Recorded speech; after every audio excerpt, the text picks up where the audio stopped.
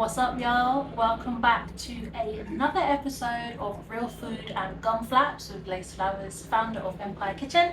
And today I have got this absolutely gorgeous looking chicken breast, and we are going to be making chicken goujons. Yes, think chicken dippers, or if you grew up in the 90s like I did, on a council estate in London, you may have heard of something called turkey twizzlers. Yes, that takes back to my childhood from when mums went to Iceland. And we really didn't like it when mums went to Iceland, because the food was whack. And they used to have these things called turkey twizzlers, and they were just turkey with like number something red, really bright, nasty strips of turkey. So essentially today, this is taking me back to the childhood, but minus the numbers and minus the mank, because we're going to make these absolutely beautiful, totally crispy, and from scratch. No Iceland here. Okay, so I'm going to start preparing my chicken breast by removing the skin. But like I said, this takes back to my childhood, and that's what I want to talk to you about today, was my childhood. So I'm sure many of you can recognize the British accent, because I grew up in England. I was born in northwest London, in Brent, and I lived there for 33 years. And I grew up in an all Jamaican family, so I grew up around pure black people. Nobody else. I didn't know the white side of my family. I never have, and I imagine I never will. Oh, look at that for a mini fillet, just straight off. Oh, just grab my bowl to put these nice strips in while I get them ready. But yeah, grew up on a council estate. Strongbridge Close was the name of the estate I grew up on, and it was the best place in the world, honestly. I absolutely loved living on the council estate as a kid. So to begin with, I lived with my grandma.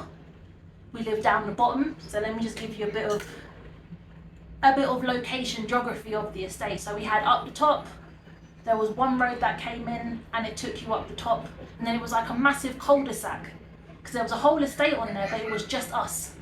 So we had up top, and then we had down the bottom, which is where I lived. I lived down the bottom in my grandma's until I was about 4, and my grandma looked after me for most of my babyhood, because my mum was always working. My mum's been a chef for 40 years plus. So I spent a lot of time with my grandma, and she used to make this breakfast, right? Let me know in the comments if you love a full English breakfast, because let me tell you, you've never had a full English breakfast like this. My grandma used to make a full English breakfast with a twist. So when I'd stay at her house, I used to wake up to the smell of back bacon. Oh, just that smell, that smokiness, that deliciousness, and I knew it was coming, because it was always accompanied by eggs. Scrambled eggs, but not the type of scrambled eggs you're probably used to seeing. These eggs, she used to make them so small, they were tiny. And the way she used to do it, she used to get a fork and she'd press it down in the pan and press it down in the pan and break up this egg until it was tiny. And then she put tomato ketchup all over it, so the egg was always orange. And I didn't know at the time what it was. I was like, how do you make these eggs so small and orange? And she would serve that with some fried plantain on a china plate. And I used to wait till that smell, and I just knew it was breakfast time, best time of the day. Go and have grandma's special breakfast. And that just brings back so many nice memories. Sadly, the bacon over here in Colombia is poor. Bacon over here will make you cry. Once you've had English bacon, there's just nothing like it. So I will make it on this show at some point, but you gotta let me off, because the bacon's not gonna be spot on. But we can only do what we can do, right? So when I was about 4, we moved, and I grew up and we played out. Playing out on the estate was great. It's not like life today. Life today, you can't even let your kids out. It's dangerous. I mean, back in the day, it was, we didn't lock our doors. The rules were you come in when the street lamps come on, and we just used to play all day. And we had these camps, as it were. And basically, we're just like wasteland that was on the estate. You know, they were covered by trees and brush. They tended to be quite dirty and muddy, and they were enclosed. And that's where we used to like go into play, because no one could see what you could doing. No one could see what you were doing. You could go dig holes, and we we used to have a skip that would come to the estate probably once every quarter, and everyone on the estate was free to put in their trash, you know, furniture, electrical goods, whatever it was that they didn't want. So the kids, of course, us, used to just climb in there and salvage stuff. You know, we used to skip dive, and we used to carry sofas and armchairs and tarpaulins and all kinds of stuff. We used to go and take that and put in our camps and make dens, so we were comfortable. And the tarpaulins we used to put across the top, like across the tree, so we had a roof, because ain't no one trying to get wet, and wasn't no one trying to go home when it was raining. So that's what we used to do, and it was the best. It was so much fun. And do any of you guys remember, did you have ice cream vans? When I grew up, we had ice cream vans. Where is my paprika? And the ice cream van, his name, the guy that had the ice cream van, his name was Eric. And he used to come every single day with his really annoying ice cream van music. And this is when you would hear like the chorus of children running up the top, running down the bottom, and screaming, "Mom! Mom! Mom!" up at these windows. And all the windows would open.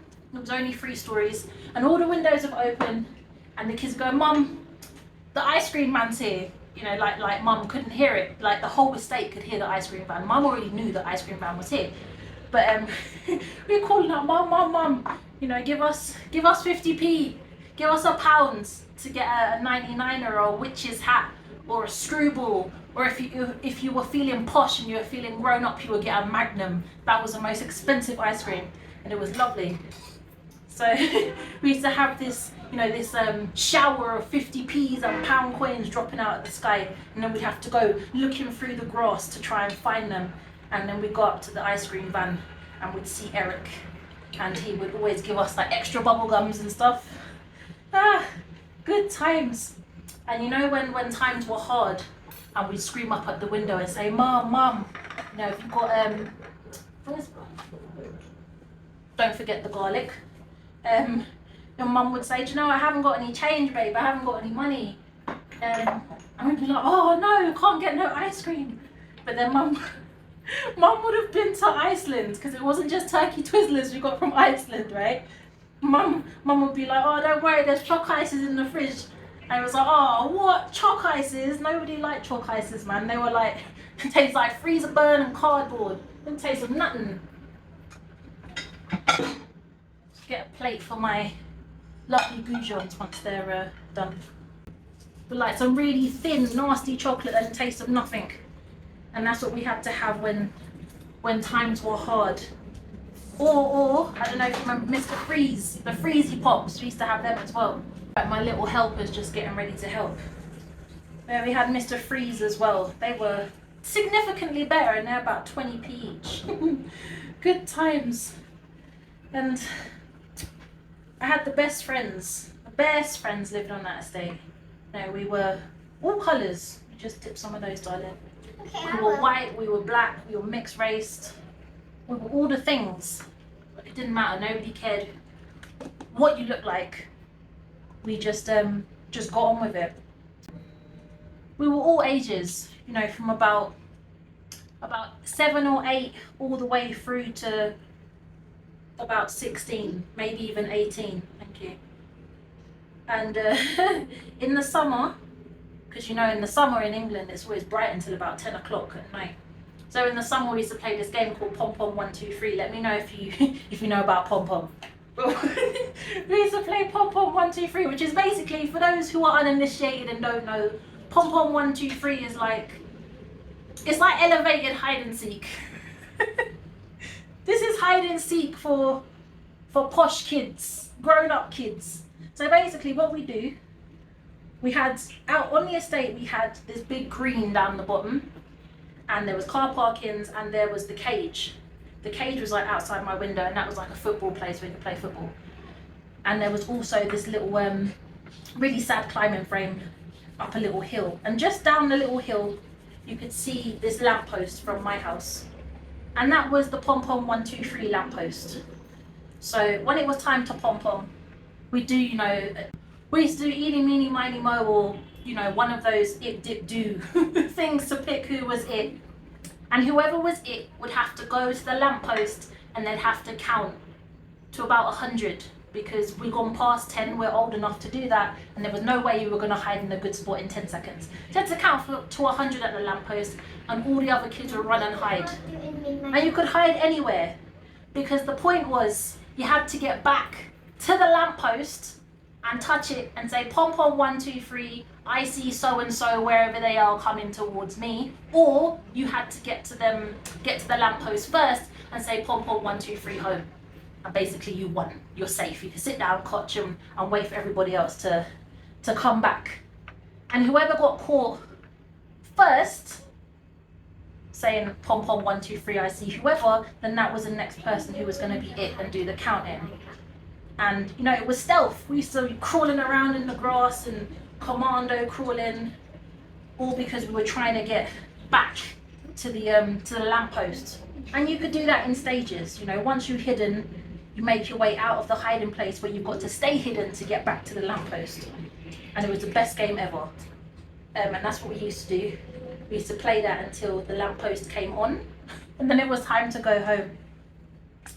And then there were the days when it rained. Do you remember, like, rain? What would they call it in school? I don't remember now. Like, what do they call it? Like rainy day play. Well, we had that on the estate too. But rainy day play was more like, okay, well, we're not going outside, so we don't want to get wet. So we used to stay inside of the blocks. So the blocks of the flats used to have one main door, and in the bottom, the ground floor people had all their front doors inside one block, and then the people that lived on the second and third floor had another block with stairs that went up. I lived on the ground floor, I lived in number 55. And my next door neighbour at 56, we had the most kids in the closest kind of proximity, because we were both downstairs next door to each other, so everybody would always come and play in our block. And we used to have bouncy balls. Do you remember bouncy balls? We used to go to the post office and go to those little machines and put your little 2p in or whatever it was and turn it, and you get this little ball that you bounce it and it goes it goes everywhere. Bounces like crazy. So we used to collect bouncy balls, and on rainy days we used to take the bouncy balls and throw them around the block, and we would drive our neighbours absolutely bonkers with them hitting off their front doors and hitting off the walls, constantly getting in trouble. Go and play in your own place. Well, we live here, and this is our friends, so technically we're in our own place and we have our friends here. And that was what we used to do on rainy days, and it was fun, even if we got in trouble. We were always getting in trouble, but not trouble like kids get into today. The trouble that kids get into today is a different level of trouble. Like, we didn't used to go around hurting anybody. I mean, the most injury that we had, I'll give you 2 examples. We used to have, do you have crab apples where you live? We used to have these tiny little apples that used to grow outside called crab apples. And in the autumn, we used to climb the trees or just go under them and pick the apples and just dash them at each other. That hurt, but it was fun. It wasn't like we weren't trying to hurt each other. It's just, the act of throwing an apple at each other, it does hurt. There's no way to avoid it. So that's one of the things we used to do. And the other thing we used to do, this goes back to the skip. Like, I think some of my next door neighbours were like arsonists. They used to like making fires. So one time the skip came, and a friend of mine got out this little dog thing. Not a real dog, a toy dog. These little things that go meow, and then they jump. And they were horrible, like little yapping dogs that used to jump. And they had batteries in them. She got one of those and brought it over to one of the camps. Remember I told you about camps earlier? Brought it to corner camp and was like, yeah, I'm gonna set this on fire. And I was like, this is a silly idea. Fire, batteries, it's not gonna work out. She set it on fire, and the dog exploded and she burnt her face. And then she had to explain to her mum how she burnt her face. And you know, that was another thing that hurt. It was one of them stupid things. But that's the kind of mischief we used to get up to, you know. We were good kids, just off having fun and sharing food. You know, crisp sandwiches with ham. Used to make them, take the crisps and go outside. Always robbing food from your own house. And we used to just hang out in each other's houses. Like, I remember I used to have everyone in my house. I wouldn't allow nobody in my house. And you can go and tell my mum, she knows this now. But I used to see my mum coming down the little hill from the front room window, and everyone would be in my house. So what we do, as she comes past the living room window, I know that she's got to come round the back to get in. So we all start jumping out of the window. We're on the ground floor. So all my friends start jumping out the window on the ground floor. And I would just stay behind. And when mum would come in, everybody's gone. Everything looks fine. And I'm like, hi mum, how was your day? And she has no idea that I've had like all my friends in. Oh, they were some of the best times. And the food my mum used to cook was amazing, you know. My mum put it down when it came to food. I think I got a bit too much flour out today, but it's okay. Mum would be making all kinds of things, especially her chicken wings and mac and cheese. Oh, so good. While my friends were eating turkey twizzlers, I couldn't really relate.